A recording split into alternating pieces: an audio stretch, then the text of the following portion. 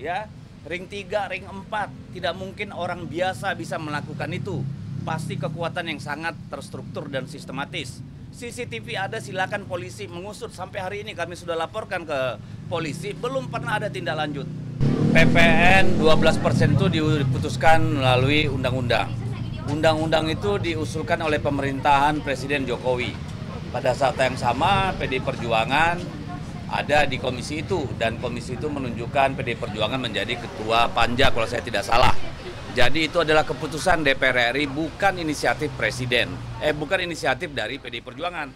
Jadi salah alamat kalau dibilang inisiatornya PDI Perjuangan. Karena yang mengusulkan kenaikan itu adalah pemerintah dan melalui Kementerian Keuangan. Pada waktu itu disetujui dengan asumsi bahwa kondisi ekonomi internal kita dan kondisi global itu dalam kondisi yang baik-baik saja. Tetapi kan ada permintaan dari sebagian fraksi di DPR agar ini dipertimbangkan. Kenapa harus dipertimbangkan? Karena kita melihat kondisi daya beli masyarakat yang sudah terpuruk, kelas menengah kita juga sudah berkurang jauh, angkanya sekitar 9,3 juta kelas menengah itu sudah tergerus. Lalu kita melihat dolar naik gila-gilaan, dan sebagaimana yang disampaikan oleh Jokowi sebelum berakhir masa jabatan, 2025 itu ada ancaman badai PHK. Jadi ini bukan salah pemerintahan Prabowo, tentu saja, ya.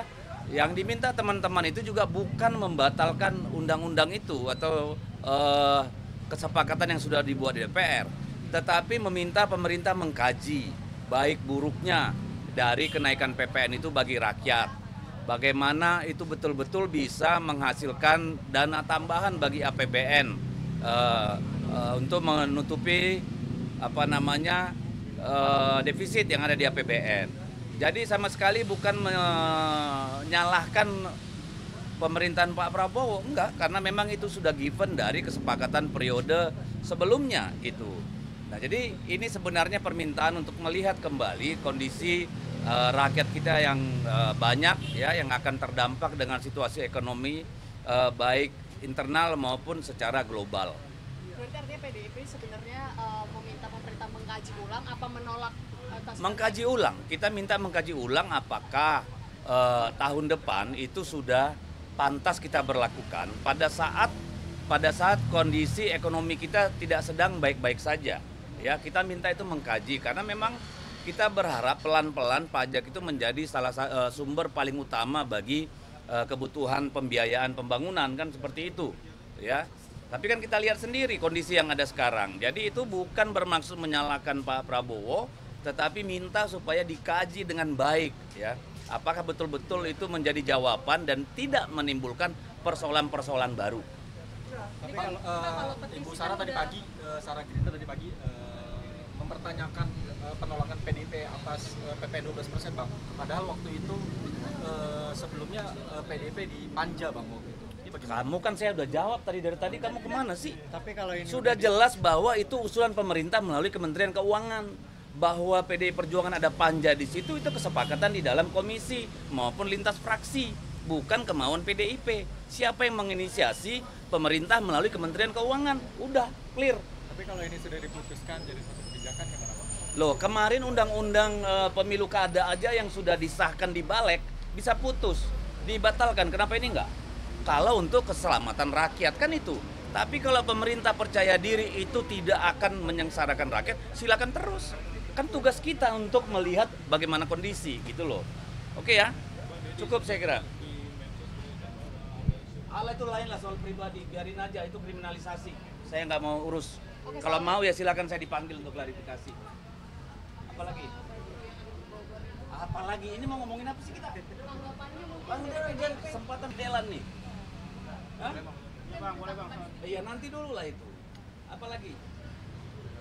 Kalau soal pemberedelan saya jelas nih. Kalau Fadlizon bilang ini bukan pemberedelan, silakan baca apa sih pemberedelan. Pemberedelan itu adalah pemberangusan, pelarangan, pembatasan. Itu artinya beredel. Nah, saya ingin sampaikan kepada Pak Fadlizon, ketika mereka kalah pemilu 2014, dia bikin puisi yang menyerang, menghina Pak Jokowi. Adakah diberedel? Adakah dibatasi? Enggak. Jadi saya minta Pak Fadlizon jangan melempar kotoran ini kepada pemerintah yang sekarang, kepada Pak Prabowo. Sehingga kesannya Pak Prabowo lah yang meminta pemberangusan ini. Saya yakin tidak. Karena saya belum pernah dengar Pak Prabowo itu anti karya seni. Bahkan beliau seorang pecinta seni. Bahkan suka menyanyi, kan gitu nih. Jadi yang meminta membredel ini menurut saya adalah mantan dan para komparadornya. Nggak ada, saya nggak percaya bahwa ini permintaan Pak Prabowo. Ini pasti pemerintahan mereka yang tersinggung. Siapa yang tersinggung? Silakan diartikan sendiri. Nanti soal katanya vulgar, ada pemakaian atribut. Itu kan asumsi.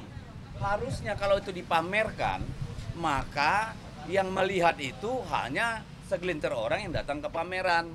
Dengan pembredelan sekarang tuh sampai ke kampung-kampung, desa-desa orang jadi mengerti gitu loh. Jadi salah sendiri kalau menurut saya. Karena saya yakin Pak Prabowo tidak punya niat untuk memberangus seperti itu. Beliau sedang berusaha membangun citra Indonesia di luar negeri. Ya, dunia internasional. Kalau sampai beliau ke luar negeri terus ada cerita kayak begini, kan beliau bisa dianggap tidak demokratis. Dan itu merugikan bagi Pak Prabowo. Jadi pada Pak Fadlizon dan Giring tolong hati-hati. Ya, apalagi dua-dua ini kan seniman nih. Fadlizon suka nulis puisi, Giring suka nyanyi. Ya, masa otaknya kayak begini, kayak Orde Baru gitu loh. Jadi dalangnya mantan presiden. Loh, asumsi kita begitu, karena di luar tuh siapa lagi merasa dirugikan dengan kritik melalui lukisan itu? Nggak ada kan? Kalian merasa dirugikan nggak? Nggak kan? Kan nggak mungkin kalian yang minta itu dibatalkan. Apalagi? Yang ini yang baliho Pak, yang Megawati. Sudah kita bahas. Belum dapat lagi. Sudah jelas itu upaya terstruktur, sistematis, ditaruh di tempat-tempat yang sangat prestisius, ya. Ring 3, ring 4, tidak mungkin orang biasa bisa melakukan itu. Pasti kekuatan yang sangat terstruktur dan sistematis. CCTV ada, silakan polisi mengusut. Sampai hari ini kami sudah laporkan ke polisi, belum pernah ada tindak lanjut. Apalagi? Ya.